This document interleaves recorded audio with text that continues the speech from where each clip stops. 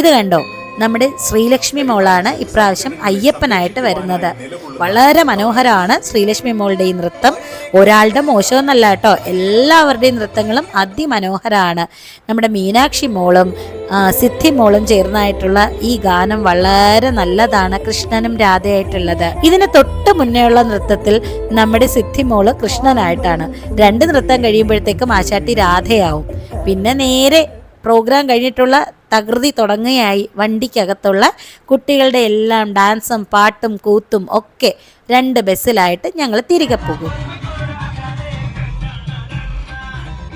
നൈറ്റിലും കുറേ അറേഞ്ച്മെൻ്റ് ആണ്.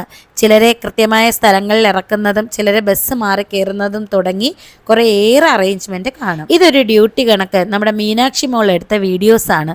ഞാനാണ് ഇതിനെ ഡബ് ചെയ്ത് എല്ലാം ക്ലിയർ ചെയ്തത്. കുളമായി പോയോന്ന് അറിയത്തില്ല കൂട്ടുകാരെ. മീനാക്ഷി മോൾക്ക് ചെയ്യാനുള്ള സമയം കിട്ടിയില്ല.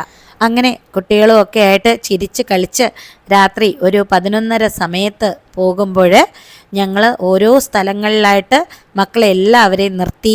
കുറച്ച് പേരൊരു സ്ഥലത്ത് തന്നെ വെയിറ്റ് ചെയ്ത് മാറിയും കയറിയും എല്ലാവരെയും തിരിച്ച് വീട്ടിലെത്തിച്ച് തിരികെ വീട് വരെ എത്തുന്നതിൻ്റെ ഇടയ്ക്കുള്ള അത്രയും മണിക്കൂർ ഒരു പ്രത്യേക സന്തോഷവും ഒരു യജ്ഞവും തന്നെയാണ്.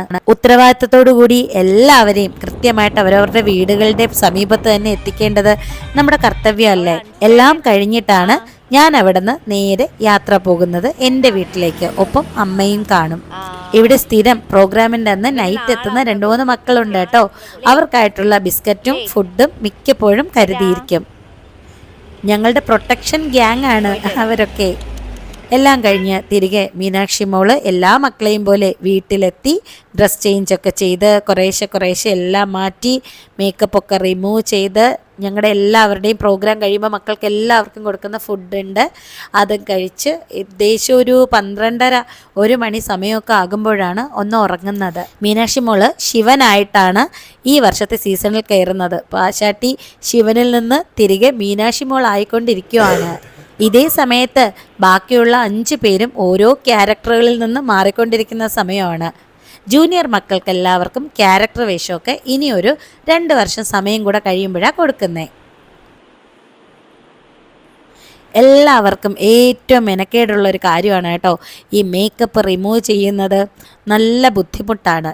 പിന്നെ അതെല്ലാം കഴിഞ്ഞ് ഫ്രഷായി ഫുഡും കഴിച്ച് കിടക്കുക. നോർമലി അപ്പവും മുട്ടക്കറിയൊക്കെയാണ്.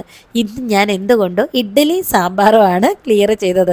മിക്കവാറും കുറച്ച് പരാതി വരും. ചില കുട്ടികൾക്കൊക്കെ ഇഷ്ടമാണ്, ചിലർക്ക് അത്ര അങ്ങോട്ട് ബോധിക്കത്തില്ല. എല്ലാ ജോലിയും കഴിഞ്ഞ് നമ്മുടെ മീനാക്ഷി മോള് ഗുഡ് നൈറ്റ് പറഞ്ഞ് പോവാണ്.